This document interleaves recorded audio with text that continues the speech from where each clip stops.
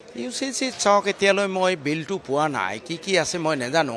তৎসত্ত্বেও যিখিনি শুনিছোঁ অভাৰহাৰ্ড যে সম্পত্তি শ্বেয়াৰৰ ক্ষেত্ৰত একো অসুবিধা নাই। মোৰ ভনীয়ে অলপ পইচা বেছিকৈ পাব, বাইদেৱে অলপ পইচা সম্পত্তি অলপ বেছিকৈ পাব, ভালেই পাইছোঁ মই। 2 নম্বৰত আছিলে আপোনাৰ লিভ ইন টুগেডাৰ ৰিলেশ্যনশ্বিপ।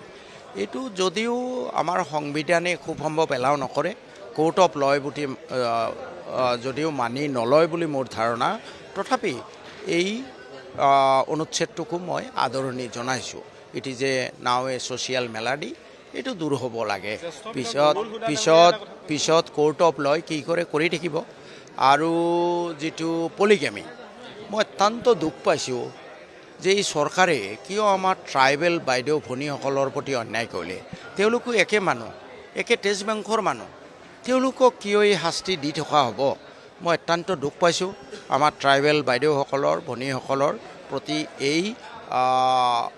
এই ধৰণৰ ডিছক্ৰিমিনেটিং এটিটিউড চৰকাৰে লোৱাৰ কাৰণে মই গৰিহণা দিছোঁ চৰকাৰক।